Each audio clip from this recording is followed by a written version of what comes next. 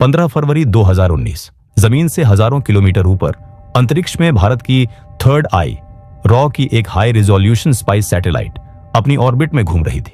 अचानक एक encrypted command upload होती है। सैटेलाइट अपने पुराने पाथ से हटती है और उसका फोकस पाकिस्तान के खैबर पख्तूनख्वा इलाके के एक सुनसान पहाड़ी इलाके पर लॉक हो जाता है।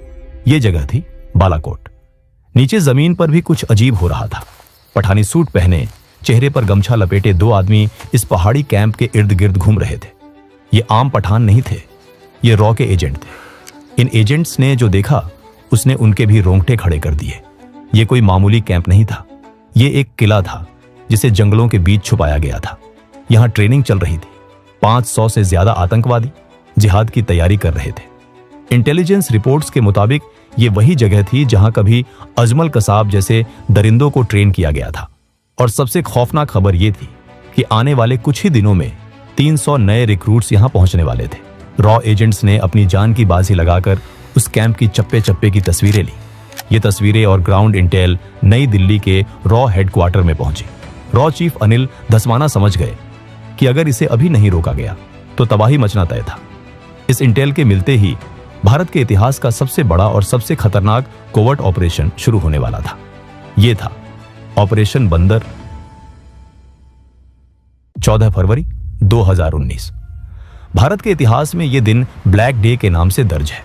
जम्मू श्रीनगर नेशनल हाईवे 44, दोपहर का वक्त सीआरपीएफ का काफिला जिसमें 78 गाड़ियां शामिल थीं, अपने रास्ते पर आगे बढ़ रहा था। इन ट्रकों में बैठे थे हमारे 2500 जवान। उन्हें अंदाजा भी नहीं था कि अगले ही पल उनकी दुनिया हमेशा के लिए अंधेरे में डूबने वाली है। काफिला अभी 15 मिनट ही चला था कि एक कनेक्टिंग रोड से एक गाड़ी हाईवे पर आती है। यह गाड़ी नॉर्मल नहीं थी, इसमें 300 किलो RDX भरा हुआ था।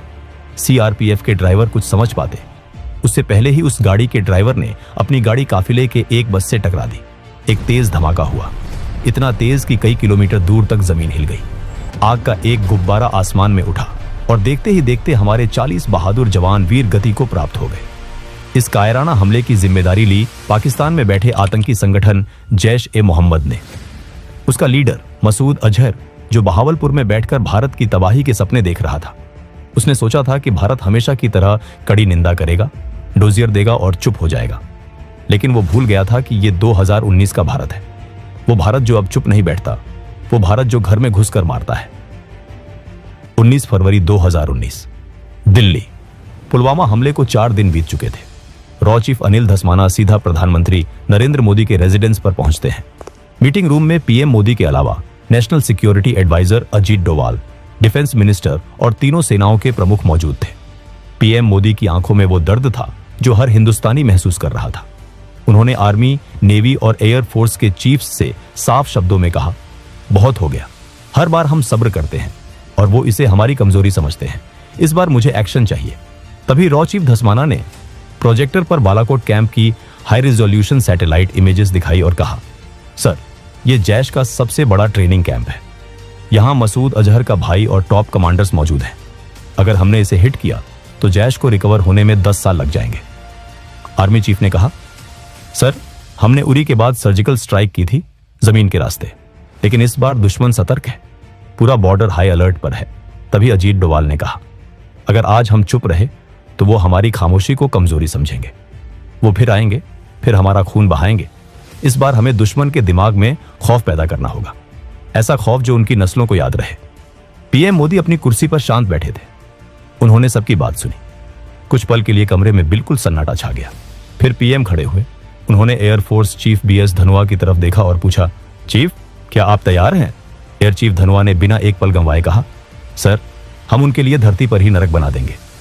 पीएम ने एक गहरी सांस ली और कहा, गो अहेड, लेकिन याद रहे मुझे सिविलियंस का नुकसान नहीं चाहिए, सिर्फ आतंकी और उनके हैंडलर्स का सफाया होना चाहिए। इस एक डिसीजन ने ऑपरेशन को हरी झंडी दे दी थी। इस ऑपरेशन का नाम था ऑपरेशन बंदर। बंदर क्यों? क्योंकि रामायण में लंका को जलाने का काम हनुमान जी ने किया था और आज रात IAF की वानर सेना आतंकियों की लंका जलाने निकली थी। रॉ को काम पर लगाया गया। उन्हें ढूंढना था एक ऐसा टारगेट जो पाकिस्तान आर्मी का ना हो लेकिन आतंकियों का हो। एक ऐसा टारगेट जहां सिविलियंस ना मरे लेकिन टेरर का इंफ्रास्ट्रक्चर तबाह हो जाए। रॉ की इंटेलिजेंस फाइल्स से एक नाम निकल कर आया, जावा टॉप बालाकोट। खैबर पख्तूनख्वा के घने जंगलों में एक पहाड़ी के ऊपर जैश ए मोहम्मद का सबसे बड़ा ट्रेनिंग कैंप। वहां मसूद अजहर के भाई और टॉप कमांडर्स की मौजूदगी की खबर थी। यह LOC से 70 किलोमीटर दूर था। वहां तक पहुंचने का मतलब था पाकिस्तान के पूरे एयर डिफेंस सिस्टम को भेदना। पाकिस्तान को डर था कि भारत फिर से सर्जिकल स्ट्राइक करेगा, इसलिए उन्होंने अपनी पूरी फौज बॉर्डर पर लगा रखी थी। उन्हें सपने में भी अंदाजा नहीं था कि भारत इस बार जमीन से नहीं, आसमान से मौत बरसाएगा। प्लान सेट था, अब बारी थी एग्जीक्यूशन की। 20 से 24 फरवरी तक बेंगलोर में होने वाले एरो इंडिया शो को कैंसिल नहीं किया गया। दुनिया को दिखाने के लिए एयरफोर्स चीफ और बड़े ऑफिसर्स वहां पार्टियां अटेंड कर रहे थे, स्पीच दे रहे थे। मीडिया को लगा कि भारत शायद डिप्लोमेटिक प्रेशर बनाएगा, लेकिन असली एक्शन चल रहा था ग्वालियर एयरबेस पर। ग्वालियर में मिराज 2000 जेट्स का स्क्वाड्रन मौजूद था। अचानक ग्वालियर बेस को सील कर दिया गया। बहाना बनाया गया कि वहां कोई रूटीन इंस्पेक्शन है। पायलट्स को मोबाइल फोन यूज करने की मनाही थी। उन्हें अपनी फैमिलीज को भी बताने की इजाजत नहीं थी कि वो कहां जा रहे हैं। साथ ही कश्मीर और राजस्थान बॉर्डर पर IAF ने अपने जेट्स को लगातार उड़ाना शुरू कर दिया। रोज रात को जेट्स उड़ते, बॉर्डर के पास जाते और वापस आ जाते। ये एक साइकोलॉजिकल गेम था। पाकिस्तान के रडार ऑपरेटर्स रोज ये देखते और सोचते कि शायद ये नॉर्मल पेट्रोलिंग है। धीरे धीरे उनकी सतर्कता कम होने लगी। वो इस पैटर्न के आदी हो गए। ISI के एजेंट्स जो भारत में फैले हुए थे, वो भी कंफ्यूज थे। कोई सॉलिड इंटेल नहीं मिल रही थी। पायलट्स को क्रिस्टल मेज मिसाइल्स और स्पाइस 2000 बम्स के साथ ट्रेन किया गया। पायलट्स को क्रिस्टल मेज मिसाइल्स और स्पाइस 2000 बॉम्ब्स के साथ ट्रेन किया गया। स्पाइस 2000 एक ऐसा बॉम्ब जो बिल्डिंग की छत में छेद करता है, अंदर घुसता है और फिर फटता है, ताकि बाहर का ढांचा खड़ा रहे लेकिन अंदर सब कुछ राख हो जाए। 26 फरवरी 2019 रात के 3 बज रहे थे। मौसम खराब था, बादल घने थे और बारिश हो रही थी। एयरफोर्स चीफ धनुआ दिल्ली के वॉर रूम में बैठे थे। उनके मन में एक ही डर था, क्या मौसम की वजह से मिशन कैंसिल करना पड़ेगा? लेकिन किस्मत भी बहादुरों का साथ देती है। बारिश रुक गई और कमांड मिलती है, टेक ऑफ। सबसे पहले IAF ने कुछ जहाजों को बहावलपुर और लाहौर की तरफ भेजा। पाकिस्तानी रडार ऑपरेटर्स पैनिक में आ गए। उन्हें लगा इंडिया लाहौर पर अटैक करने वाला है। पाकिस्तान एयरफोर्स ने अपने जेट्स साउथ की तरफ भेज दिए। दुश्मन का ध्यान बढ़ते ही मिराज 2000 का मेन पैकेज चुपचाप नॉर्थ से हिमालयन वैलीज में नीचे उड़ते हुए बालाकोट की तरफ बढ़ा। ये टेरेन मास्किंग टेक्निक थी, पहाड़ों की आड़ में उड़ना ताकि रडार पकड़ ना सके। जैसे ही वो LOC के करीब पहुंचे, मिराजेस ने एल्टीट्यूड गेन किया, टारगेट लॉक किया और 5 स्पाइस 2000 बम्स रिलीज कर दिए। स्पाइस 2000 बम्स सीधे जैश के कैंप पर गिरे। एक के बाद एक 5 धमाके हुए। जो आतंकी अपने बिस्तरों में सो रहे थे, जो सपने देख रहे थे भारत को बर्बाद करने के, वो नींद में ही मौत की गोद में चले गए। पायलट्स ने कोड वर्ड बोला, बंदर मारा गया और वापस इंडियन एयर स्पेस में लौट आए। यूसुफ अजहर, मसूद अजहर का साला, जो उस कैंप को चला रहा था, वो भी उसी मलबे में ढेर हो गया। उस रात वहां 300 से ज्यादा आतंकी मारे गए। PM मोदी, जो रात भर जाग रहे थे, उन तक खबर पहुंची। उनके चेहरे पर एक मुस्कान थी। 40 जवानों का बदला ले लिया गया था। सुबह होते होते पूरी दुनिया में खबर फैल गई कि भारत ने पाकिस्तान के घर में घुसकर मारा है। 27 फरवरी 2019 पाकिस्तान की अवाम और सेना सदमे में थी। उनकी नाक कट चुकी थी। उनका एयर डिफेंस सिस्टम फेल हो चुका था। अपनी इज्जत बचाने के लिए और अपने लोगों का गुस्सा शांत करने के लिए पाकिस्तान मजबूर था रिटेलिएट करने के लिए। सुबह के 10 बज रहे थे। पाकिस्तान एयरफोर्स ने अपने सबसे बेहतरीन fighter jets American made F-16S को भेजा। उनका मकसद था भारत के मिलिट्री इंस्टॉलेशंस पर बम गिराना, ताकि वो दिखा सकें कि वो भी कमजोर नहीं है। लेकिन इंडियन एयरफोर्स तैयार थी। रडार्स ने पाकिस्तानी जेट्स को डिटेक्ट किया। श्रीनगर एयरबेस पर सायरन गूंज उठे। वहां मौजूद थे विंग कमांडर अभिनंदन वर्धमान।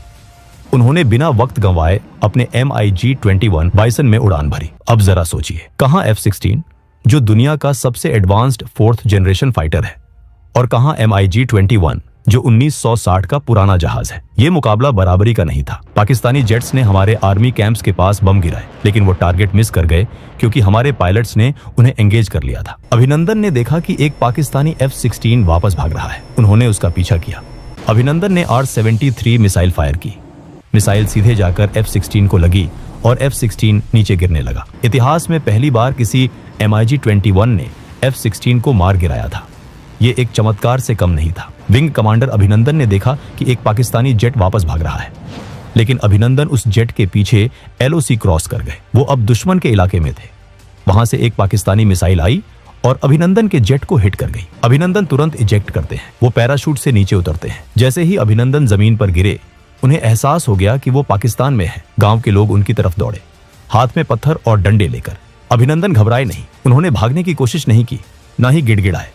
उन्होंने अपनी पिस्टल निकाली, हवा में फायर किया ताकि भीड़ दूर रहे, और अपने पास मौजूद सीक्रेट डॉक्यूमेंट्स को चबाना शुरू कर दिया ताकि दुश्मन के हाथ कोई सेंसिटिव जानकारी ना लगे। कुछ ही देर में पाकिस्तानी आर्मी वहां पहुंच गई और उन्हें कैप्चर कर लिया। पाकिस्तानी आर्मी के ऑफिसर्स ने अभिनंदन से सवाल पूछे, तुम्हारा मिशन क्या था, कौन सा जेट उड़ा रहे थे? लेकिन अभिनंदन ने शान से जवाब दिया, I am not supposed to tell you that. वहीं नई दिल्ली में PM मोदी ने हाई लेवल मीटिंग बुलाई।